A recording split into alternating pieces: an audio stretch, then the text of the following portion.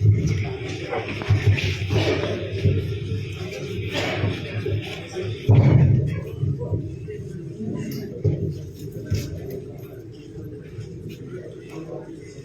Party निर्माण समितिद्वारा आयोजित आजको यस सङ्कल्प र्यालीमा उपस्थित हुनुहुने सम्पूर्ण गोर्खाल्यान्ड प्रेमी जनता जनार्दनमा मेरो गोर्खे अभिवादन।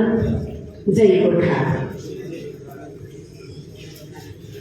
हुँदैन बिहान मिल्मिलेमा तारा झरेर नगए, हुँदैन बिहान मिल्मिलेमा तारा झरेर नगए, बन्दैन मुलुक दुई चार सपुत मरेर नगए।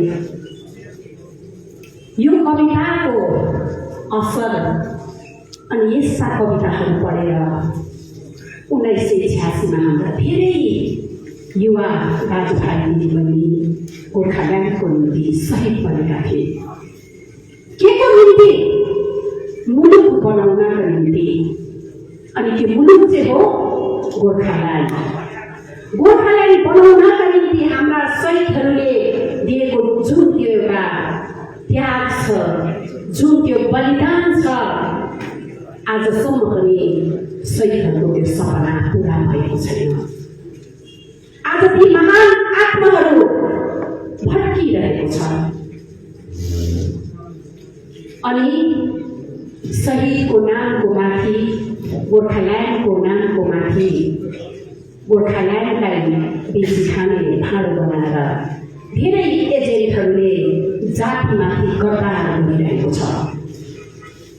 अब तपाईँ अनि हामी जाग्नुपर्छ।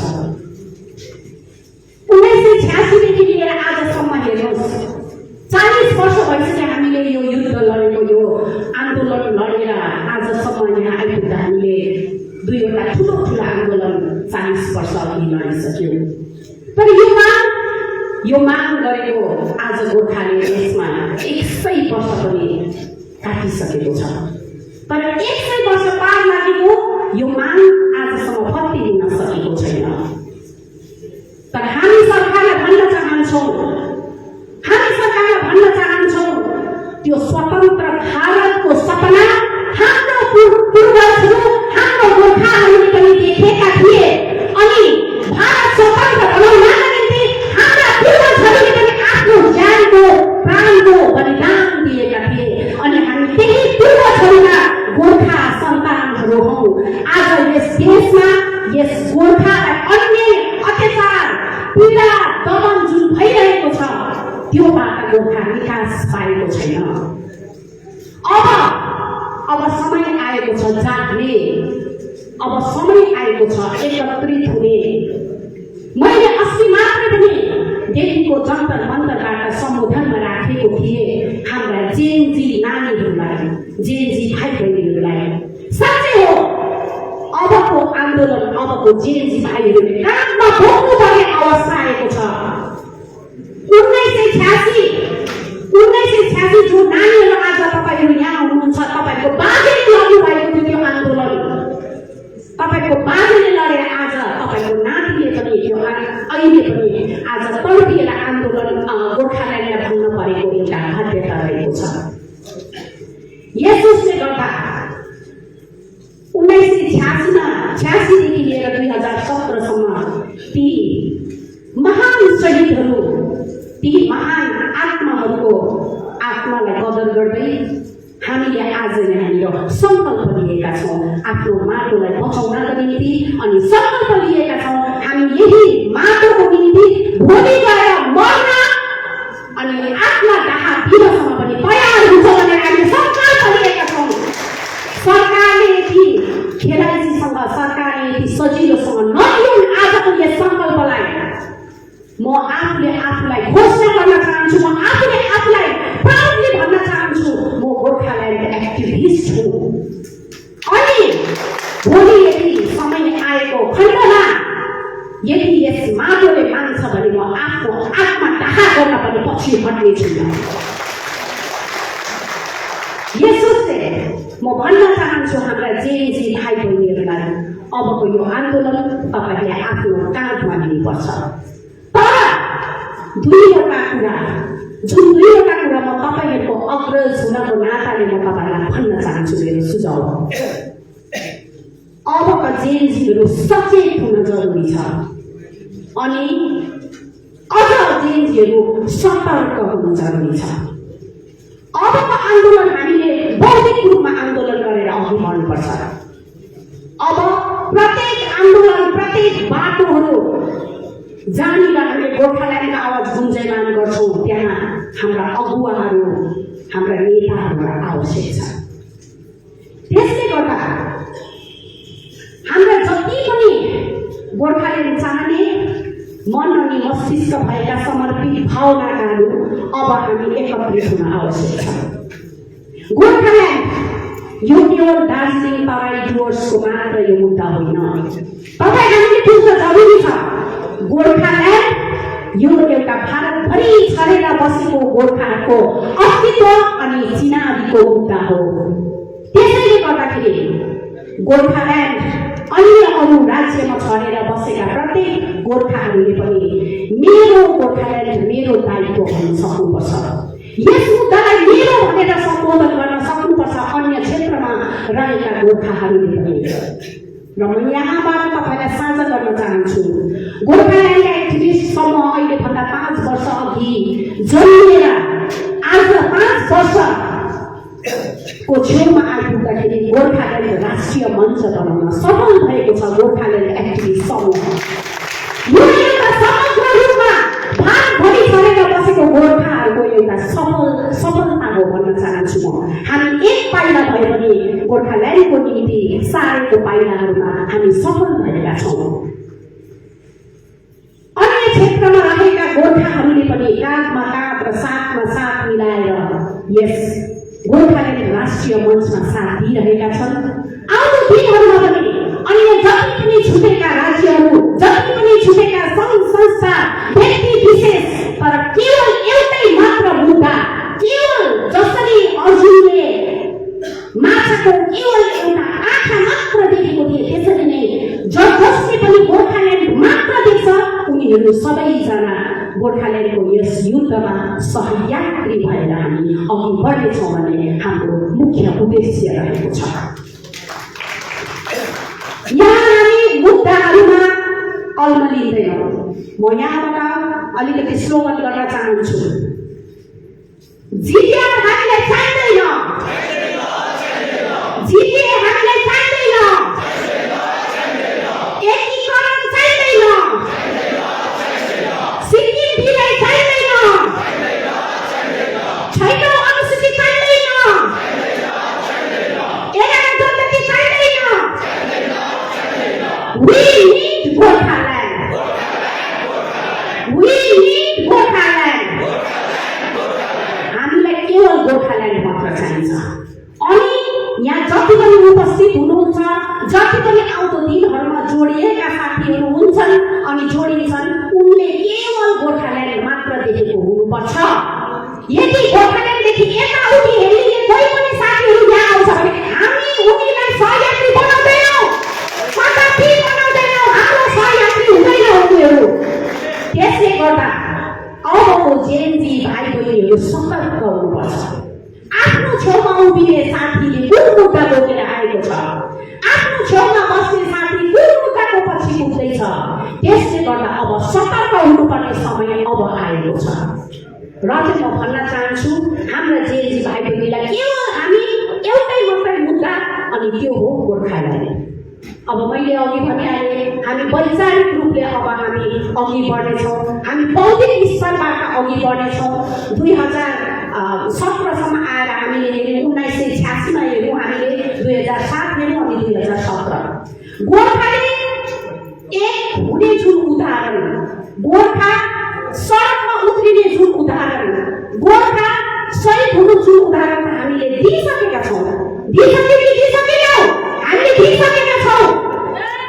तर हामी कहाँनिर चुकेका छौँ भन्दाखेरि चाहिँ हामी केवल बौद्धिक स्तरको फाइटमा चाहिँ हामी चुकेका छौँ। अब गोर्खा चुक्नु हुँदैन, अब गोर्खा चुक्नु हुँदैन। त्यसले गर्दाखेरि हामी वीर छौँ तर बुद्धु छौँ। हामी वीर छौँ तर बुद्धु छौँ, बुद्धु नभइकन हामी वीर कसरी बन्ने?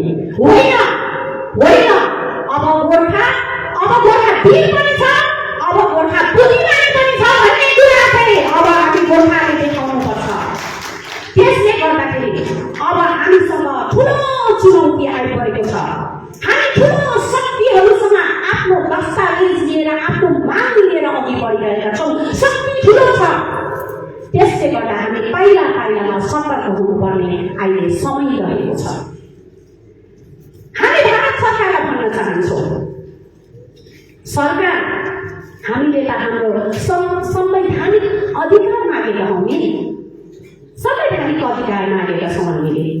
त्यसले गर्दाखेरि हामी गणतान्त्रिक पद्धतिमा संवैधानिक अधिकारलाई साथमा लिएर अनि शान्तिपूर्ण प्रकारले हामी हाम्रो मागको निम्ति अघि बढ्नेछौँ।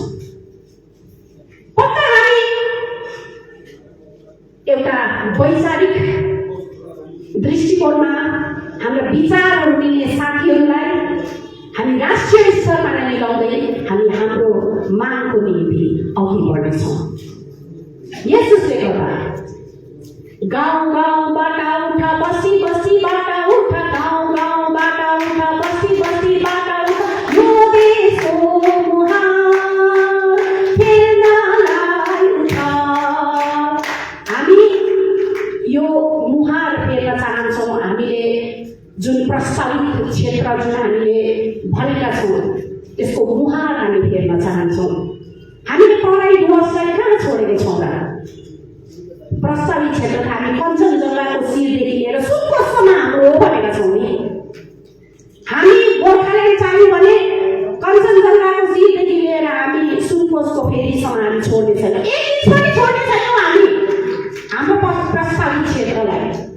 त्यसले गर्दा हामी यहाँ जुन एउटा काउन्सिल व्यवस्था, ससानो व्यवस्थाहरूमा जहाँनिर आज कुनै पार्टी, कुनै जाति, कुनै विशेष व्यक्तिहरू अल्झिरहेका छन् नि, गोर्खाल्यान्ड पाइसकेपछि त त्यो सबै समस्याको समाधान हुन्छ नि, हुन्छ नि।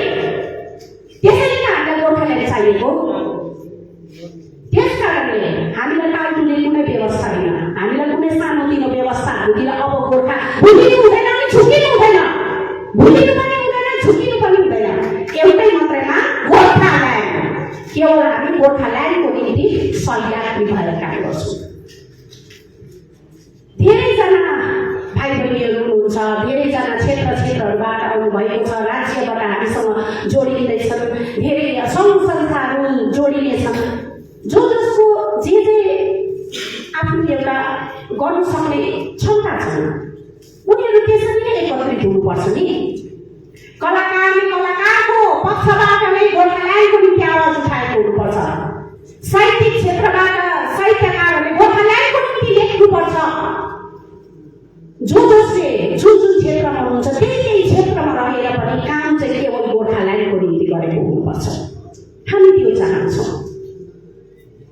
र अबको यो लडाइँ, अबको यो सङ्घर्ष, म सङ्घर्ष भन्न चाहन्छु, अबको यो सङ्घर्ष चाहिँ पूर्ण रूपमा हामी गणतान्त्रिक पद्धतिमा सैद्धान्तिक तरिकाले, शान्तिपूर्ण तरिकाले अनि विचारहरू मिल्ने साथीहरूलाई साथमा साथ र हातमा हात लिएर हामी राष्ट्रिय स्तरबाट नै यो जुन गोर्खाल्यान्डको माग छ त्यसलाई हामी उठान गर्नेछौँ। हामी सदनमा गर्ने काम गर्नेछौँ, हामी संसदमा गर्ने काम गर्नेछौँ। अब हामी त्यसतर्फ एकत्रित भएर अघि बढ्नुपर्ने समयको माग रहेको छ। हामी मूर्खवाद भन्दैनौँ, हामी होसियार पनि भन्दैनौँ। अबको जुन एउटा सङ्घर्षले मुद्दाबाट र होसियार भन्दैन, म यस मञ्चबाट म क्लियर भन्न चाहन्छु। हामीलाई अहिले जस्तो प्रकारको स्थिति अहिले बनिरहेको छ, माहौलहरू बनिरहेको छ, त्यस स्थिति र त्यस माहौलमा अब चाहिँ हामीले पाइला पाइला सतर्क भएर हिँड्नुपर्नेछ। विशेष गरेर जुन एउटा जेनजी नानीहरू अहिलेको यो जेनेरेसन, यो युथ जो आइराख्नु भएको छ, तपाईँहरूको जुन एउटा जोस छ, त्यस जोसलाई कसैले पनि मिसयुटिलाइज गर्नु हुँदैन भनेर म यस मञ्चबाट भन्न चाहन्छु। एकदमै मिसयुटिलाइज गर्नु हुँदैन, तपाईँहरू सतर्क बस्नुपर्छ त्यो मामलामा। अब हामी भावनामा होइन, हामी प्र्याक्टिकल भएर, हामी व्यवहारिक भएर हामीले यस सङ्घर्षलाई अघि बढाउनुपर्छ। मुखुन्डा लागेका धेरै एजेन्टहरू आज छ्याप्ती भएका छन्, हामीले चिन्नु सक्नुपर्छ। मुखुन्डा पछिका एजेन्टहरूलाई हामीले चिन्नु सक्नुपर्छ। छेउमा बस्ने साथी पनि कस्तो छ भन्ने कुरा मैले अघि भनिहालेँ, चिन्नु सक्नुपर्छ।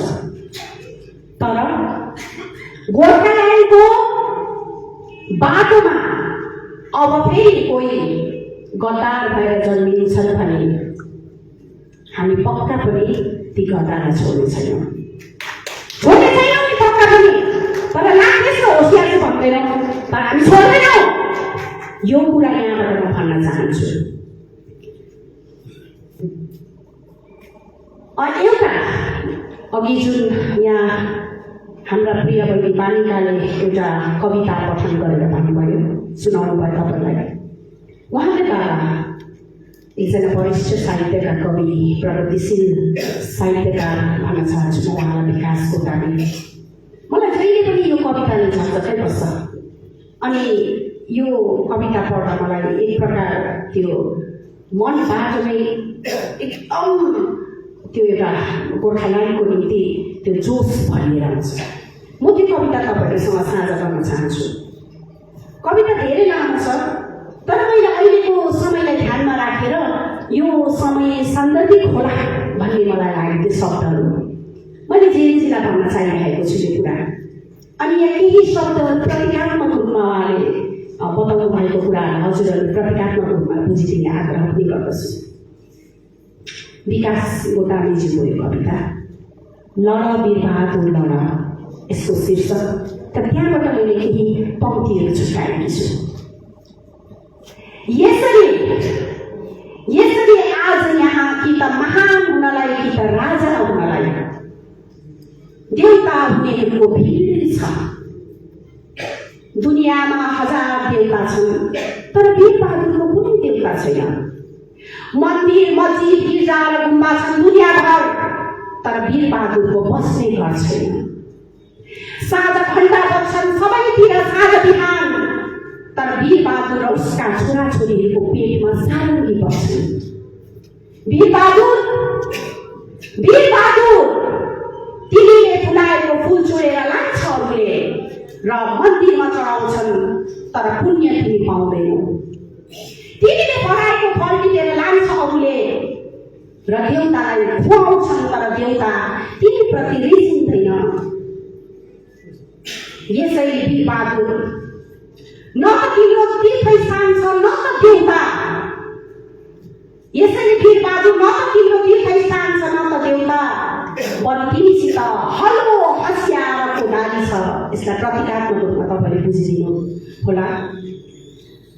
बरु तिमीसित हलो हँसियारको डालो छ अनि लड्नलाई बलिया दुई पाखुरा छन्।